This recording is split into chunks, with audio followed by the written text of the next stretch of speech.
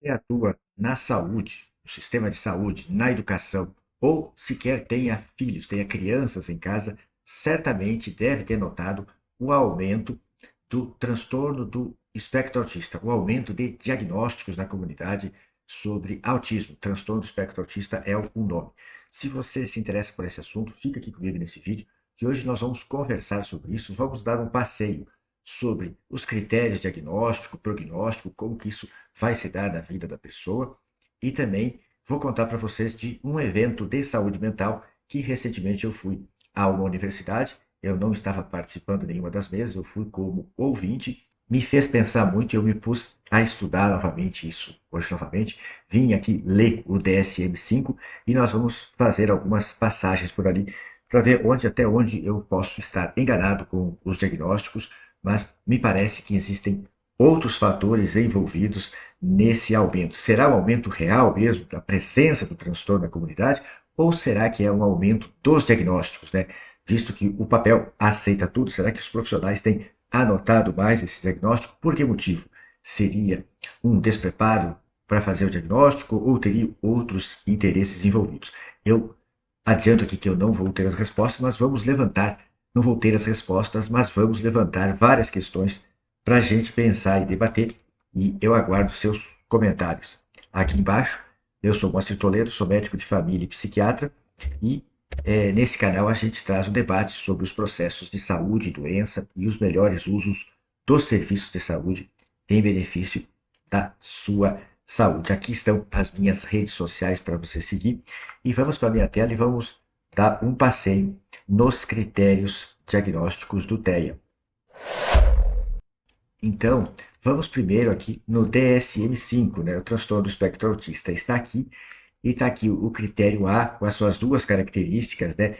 Prejuízo persistente na comunicação social, comunicação verbal e não verbal, e na interação social, os aspectos socioafetivos, a capacidade de conseguir interagir, de perceber as emoções e modular as suas emoções conforme os fatos estão acontecendo que o cercam.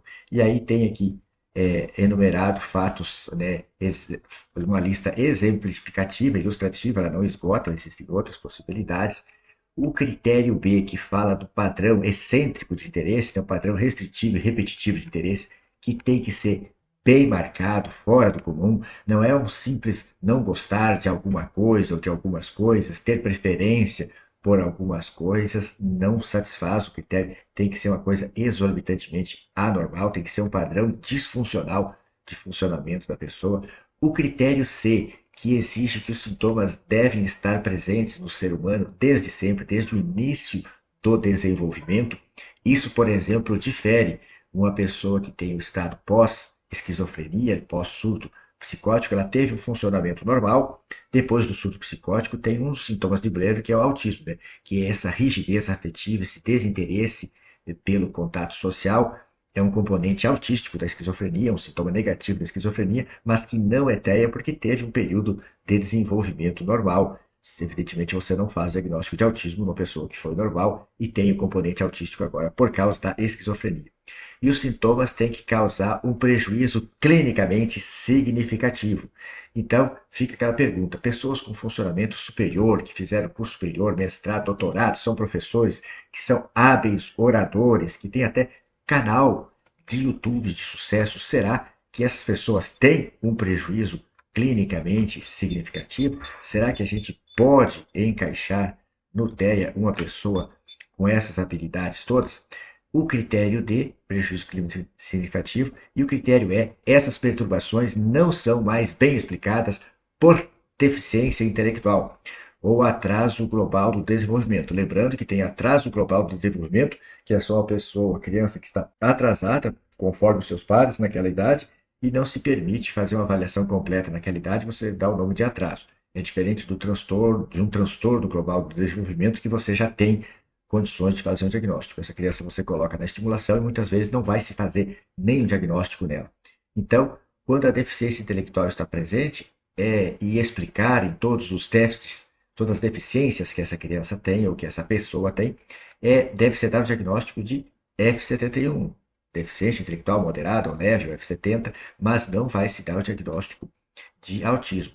Tem que ter um componente de afetividade, de uma negligência afetiva, de uma rigidez afetiva muito grande, para você dar esse diagnóstico também numa criança com deficiência intelectual. O que muitas vezes fica fácil da gente perceber que a criança tem uma dificuldade de resolver problemas, uma dificuldade de aprender, mas emocionalmente ela é muito intensa. Ela percebe muito bem as emoções das pessoas que estão ao seu redor, ela entende o funcionamento, ela percebe quando ela está sendo agradada, quando ela está sendo repreendida e ela reage com afetuosidade ou ela reage brava, com fúria, contra uma repreensão, contra uma contrariedade.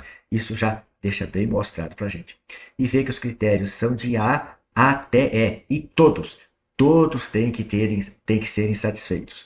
No critério A são dois componentes para poder abranger o transtorno autístico clássico, que tinha o DSM-3, e o transtorno de Asperger, que tinha um prejuízo da relação socioafetiva, mas não tinha um prejuízo de comunicação. Então, no critério A ficaram dois componentes: comunicação social, verbal e não verbal, e a interação socioafetiva como um segundo componente para poder abranger as crianças, as pessoas que tinham transtorno de Asperger, que tinham um prejuízo da interação socioafetiva, mas não tinham um prejuízo de comunicação. Mas era uma comunicação pesada, difícil, porque como ela tem o segundo critério B, né, o padrão excêntrico de interesses, ela fica muito, o assunto dela, a fala dela fica muito em torno daquele assunto de interesse dela, ela não consegue medir que a outra pessoa não tem interesse naquilo e acaba se desinteressando pela relação com ela, o outro acaba se desinteressando e aí não é boa a relação afetiva dos dois.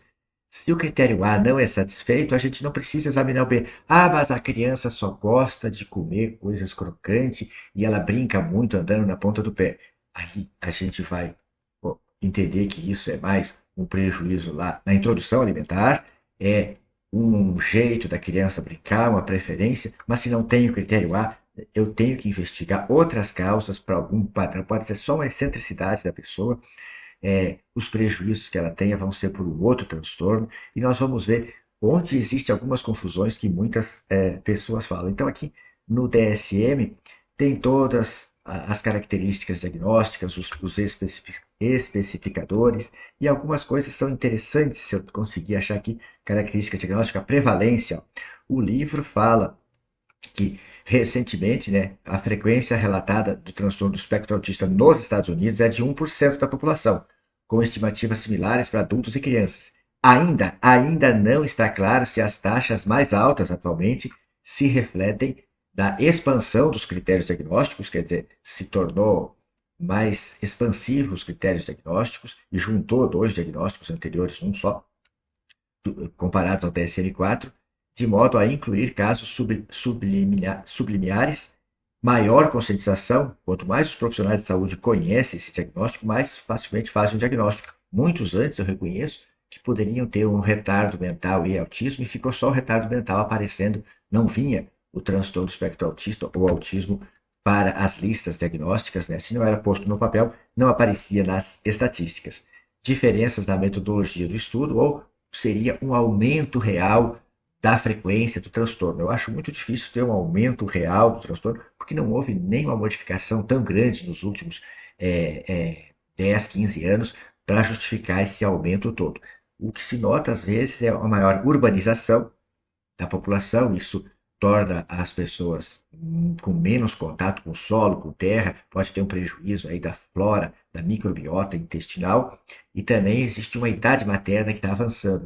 As mulheres estão parindo cada vez mais velhas, isso poderia ensejar mais problemas cromossomiais aí, genéticos, aumentando essa frequência. Mas aumentar quase 20 vezes isso, desenvolvimento e curso aqui fala que tem que iniciar entre 12 e 24 meses, que dificilmente é depois dos 2 anos de idade. Fala aqui que os sintomas são mantidos a vida inteira e que quando não tem deficiência intelectual, o adolescente ou o adulto vão adquirindo habilidades para tentar esconder os seus sintomas de inabilidade social ou de desinteresse social, mas que eles, para fazer essas interações sociais, de certa forma, eles sofrem porque eles não desejam essa coisa. É uma coisa parecida com a personalidade esquizoide. Eles também não desejam a interação social, eles têm que fazer uma força para interagir com as pessoas, eles não compreendem por que as pessoas estão felizes ou estão bravas, eles não se importam muito com o elogio ou com a crítica, mas eles não têm prejuízo de comunicação, nem têm padrão excêntrico de interesses, então eles não satisfazem todos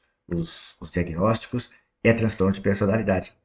Está desde sempre, está perpetrando toda a vida da pessoa, mas como não preenche todos os critérios, você tem que pensar sempre em outro diagnóstico. Os fatores prognósticos, né? Fala que desenvolvimento da linguagem é um bom sinal de bom desenvolvimento, ter epilepsia associada piora, deficiência intelectual piora o prognóstico, né? Questões relativas à cultura, gênero, é 4 vezes mais frequente nos meninos, características funcionais. Então, aqui diz, ó, muitos indivíduos com transtorno espectro autista, mesmo sem deficiência intelectual, têm funcionamento psicossocial insatisfatório na vida adulta, conforme avaliado por indicadores como vida independente e emprego remunerado. As consequências funcionais da velhice ainda são desconhecidas. Então, aqui está dizendo que os sintomas de TEA são permanentes e mantêm-se os prejuízos na vida adulta. E tem que causar um critério D, tem que causar um nítido prejuízo funcional para a pessoa portadora do transtorno do espectro autista. Então, fica a minha pergunta, quero que vocês me digam, como que a gente vai dizer que uma pessoa de nível superior, às vezes até com mestrado, doutorado, professor ou um exímio orador com um canal de sucesso no YouTube, pode ser transtorno do espectro autista? Outra pergunta que eu faço para vocês: por que a gente não encontra nenhuma pessoa portadora de esquizofrenia sendo um comunicador de sucesso com um canal, com um Instagram de sucesso, por exemplo? Porque ele tem um componente autístico pós-esquizofrênico, que é esse desinteresse pelo contato social, essa frieza emocional que não deixa ele galgar esse sucesso. E aqui, diagnóstico diferencial fala do transtorno de Rett, que acontece em meninas, que é onde perde habilidades antes adquiridas, isso diferencia do TEA. O mutismo seletivo, que é um quadro mais ligado à ansiedade, e a criança conserva habilidades sociais de comunicação em outros ambientes, onde ela está, onde ela fica muda, ela não perde a sua funcionalidade, a reciprocidade social. O transtorno de linguagem de comunicação pragmática, a pessoa só tem um prejuízo na eficiência da sua linguagem, na interação social não tem problemas e também não tem o padrão excêntrico de interesses. Na deficiência intelectual, sem transtorno do espectro autista, a criança tem o componente emocional preservado, ela consegue se comunicar.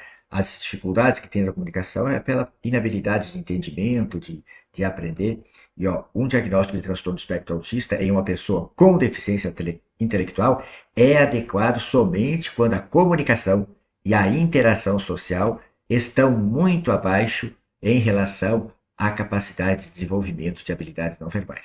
Então, só se a criança tem habilidades motoras, motora fina, capacidade de solução de problemas não verbais é bem aguçada, é boa, e a capacidade de linguagem e de regulação afetiva é muito abaixo. Aí você também vai fazer um diagnóstico de TEA numa criança que tem deficiência intelectual. Mas a maior parte das crianças com deficiência intelectual, elas têm uma hipermodulação do afeto, elas percebem sim quando estão bravas, elas percebem quando alguém está bravo com ela e as repreendeu, elas devolvem também ficando bravas. Lógico, elas têm uma dificuldade de regular isso porque elas têm uma pouca habilidade intelectual, elas são mais emotivas, inclusive, diferente do transtorno autístico que tende a ser mais rígido afetivamente, ter mais uma indiferença afetiva e não essa hipermodulação do afeto que tem uma personalidade borderline ou que tem também uma pessoa com deficiência intelectual. Pode ter movimentos estereotipados, tiques, sozinhos, sem ter TEA, e também dentro do TEA pode ter movimento estereotipado muito grave, seu foco de atenção, pode fazer esse diagnóstico também dentro do TEA. O transtorno de déficit de atenção e hiperatividade, atualmente a gente nota muitas crianças são só TDAH e acabam sendo diagnosticadas como TEA, não entendo direito o motivo. Há a suspeita, inclusive, de que como o TEA ganhou certas benefícios, certas garantias em lei de mais acesso às terapias, maior número de terapias, existe até a suspeita de que alguns profissionais prefiram anotar TEA nos laudos para que as crianças consigam mais terapias, assim consigam ajudar mais essas crianças. Mas também fica a dúvida, será que é só para ajudar essas crianças ou seria também para angariar maiores valores, maior número de honorários com mais terapias que são garantidas em lei? E mesmo as famílias, né, a propaganda sobre o autismo é de que com estímulo precoce e intenso, com mais terapias precoces e intensas, se consegue um desenvolvimento praticamente normal. Aí mesmo as famílias, quando não tem convênio, elas fazem de tudo para oferecer essas terapias para as crianças. E aí as clínicas acabam ganhando mais honorários. Então, existe quem defenda que levar mais crianças para dentro do diagnóstico de TEA ajuda as crianças, porque a estimulação, as terapias não vai fazer mal a ninguém, mas existe essa suspeita também de que isso possa ser para ordenhar mais verbas contra o convênio ou contra as famílias e, consequentemente, as clínicas ganharem mais. Ganharem mais. Mas eu não sei a resposta, fica para você decidir. Me conta nos comentários aqui embaixo como você enxerga isso, porque realmente eu quero ter respostas. E a esquizofrenia, a gente já falou lá atrás.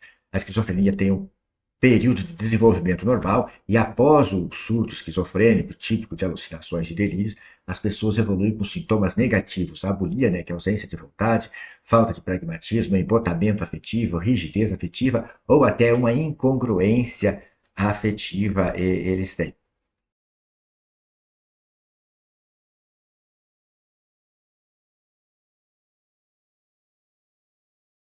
Comorbidades, né, eles têm a tendência a ter transtorno de ansiedade, depressão, muitos têm TDAH associado e também tem a presença do retardo mental como comorbidade muitas vezes.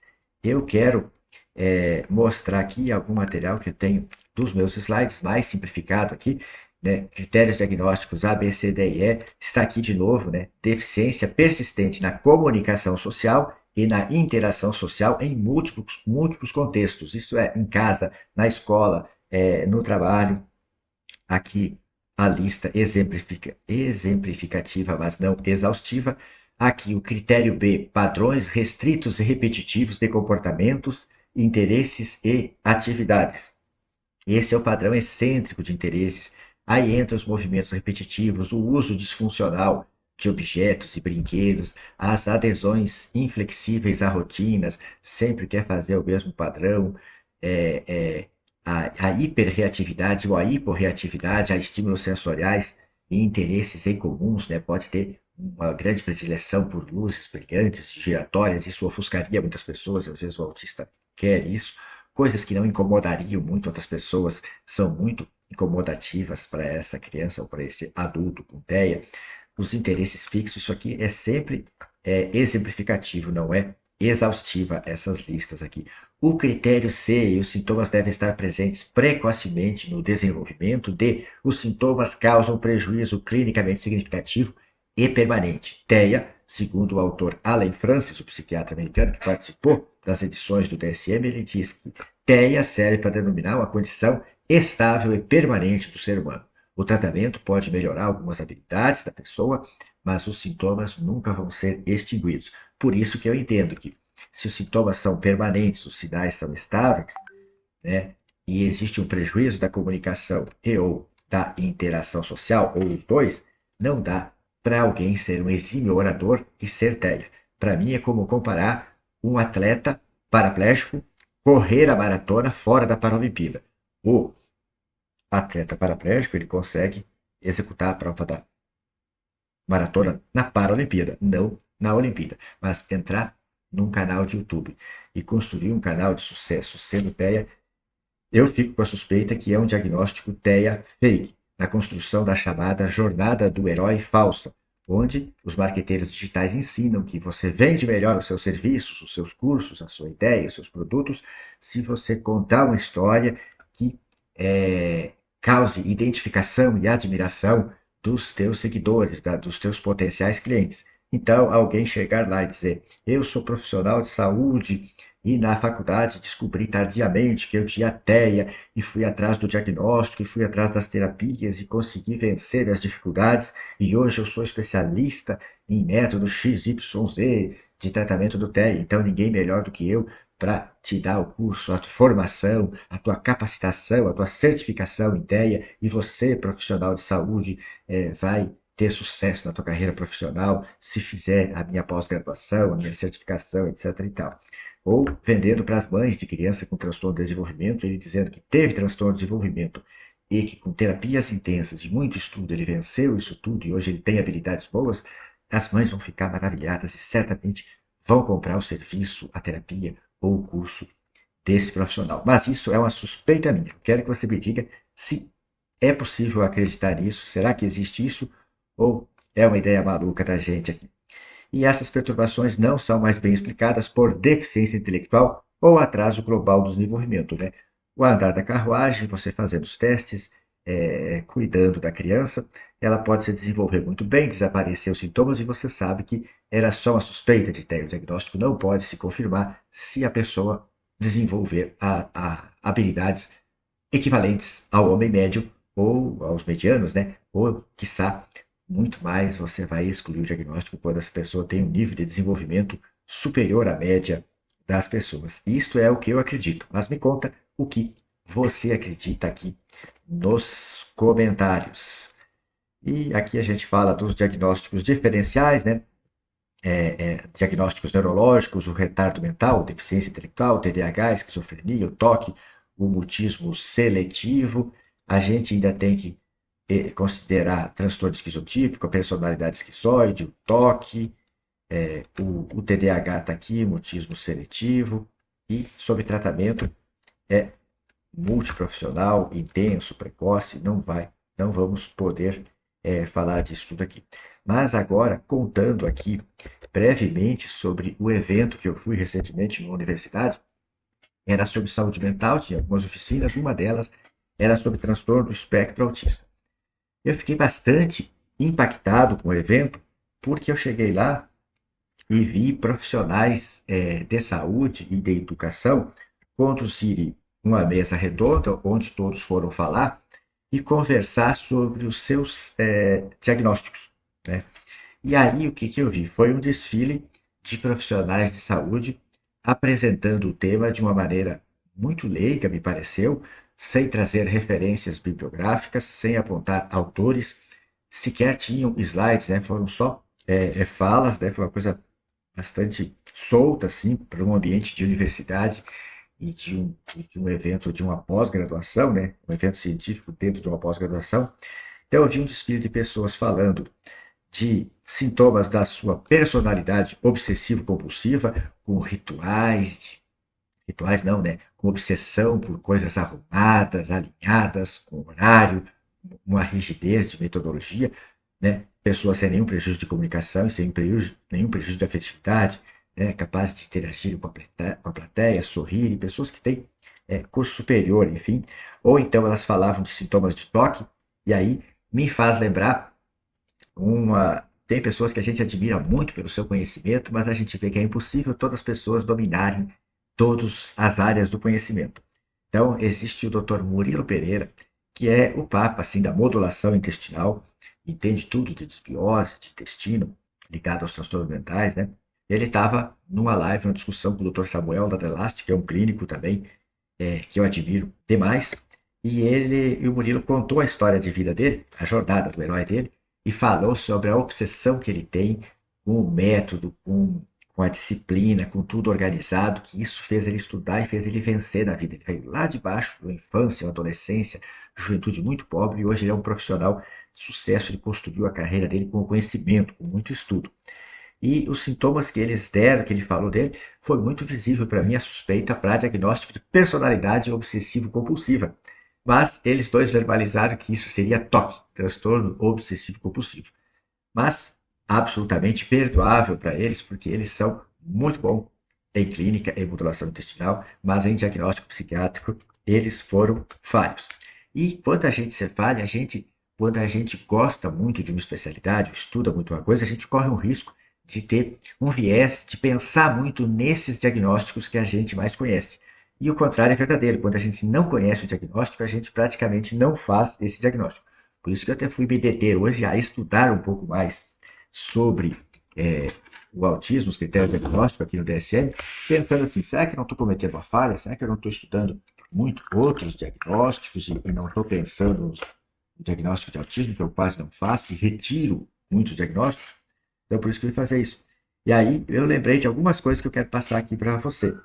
Eu, com o viés de ser psiquiatra, fazendo plantão clínico, certa vez atendi uma jovem senhora de 40 e poucos anos com uma dor retroesternal, um incômodo no estômago, mediquei sintomaticamente, hospital de convênio, mandei fazer eletrocardiograma, enzimas cardíacas, vieram normais, e na avaliação ela falou, meu desconforto aqui passou, agora está me doendo mais a barriga. E quando eu cruzo uma perna, eu sinto uma fisgada. Eu cruzo a outra perna, eu sinto uma fisgada. Eu pensei, é um quadro dissociativo, um quadro conversivo, mas não posso falar sobre isso aqui no pronto-socorro, não tenho vínculo com a paciente. Ainda bem.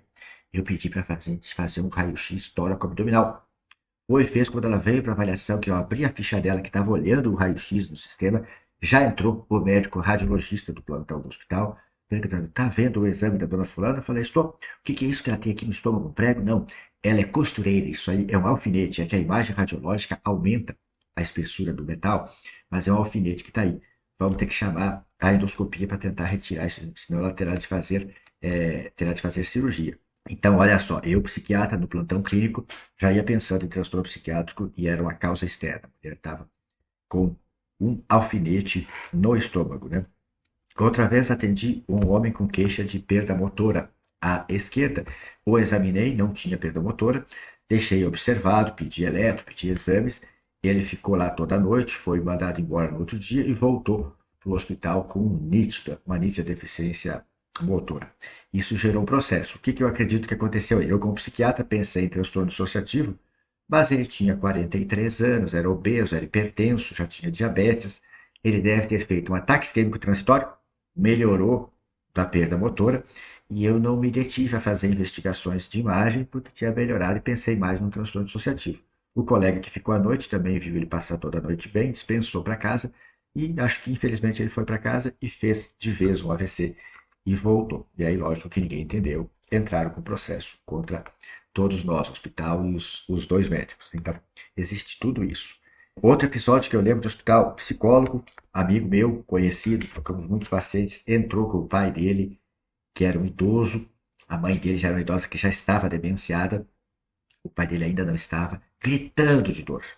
E aí eu pedi para fazer medicação para dor, rodar eletro, enzimas cardíacas, hemograma, urinálise, amilase, enzimas hepáticas, etc.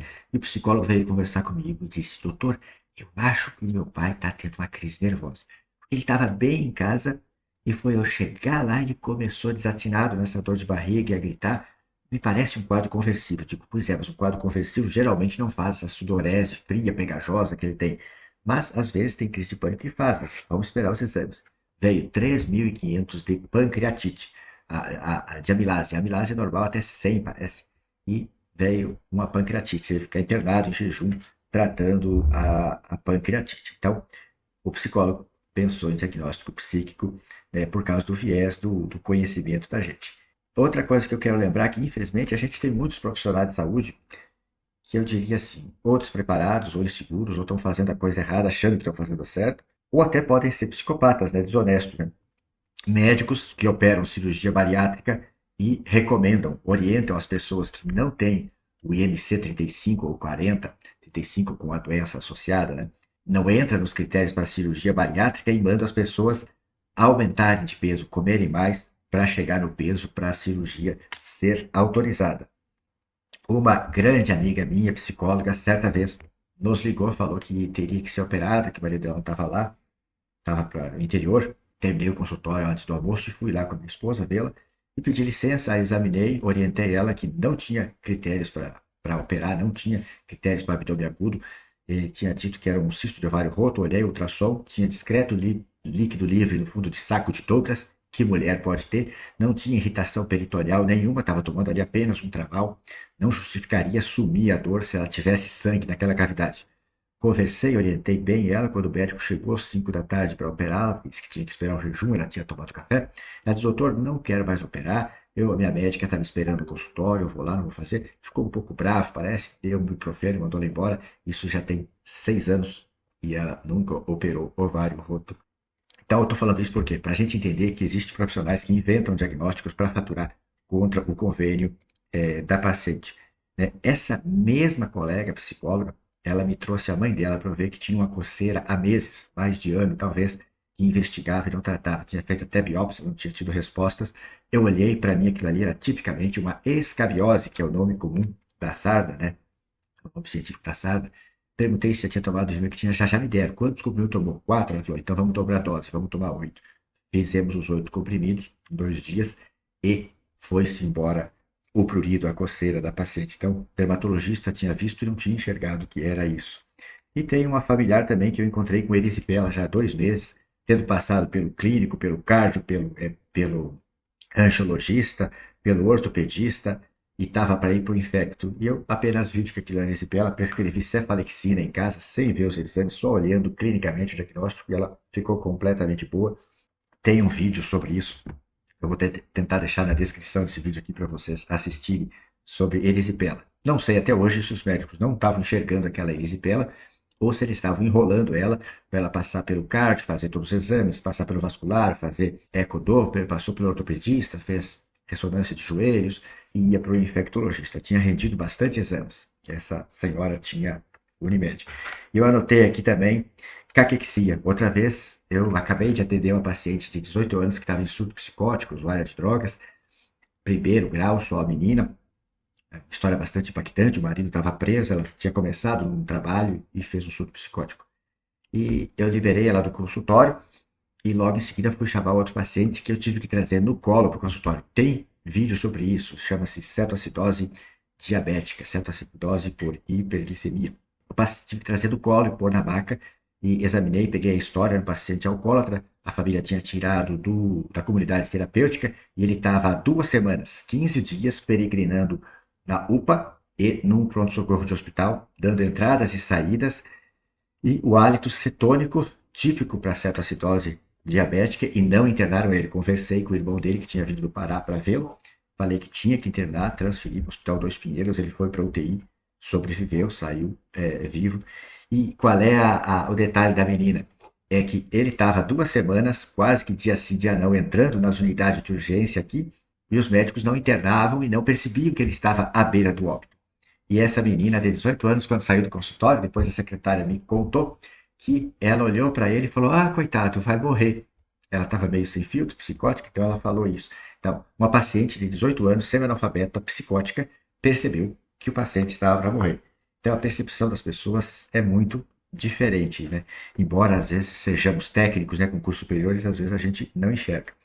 E aí, outra profissional veio e fez um passeio, falou de sintomas de fobia social, que é onde a pessoa evita, ela quer o contato social, ela deseja, ela até gosta, mas ela acaba evitando porque ela se importa muito com a opinião do outro sobre ela, ela teme cometer uma gafe em público, ela tem dificuldade de falar com pessoas novas ou superiores hierárquicos ou muitas pessoas. Esse sintoma de fobia social foi contado lá como se fosse sintoma de prejuízo da interação social, mas é de fobia social isso.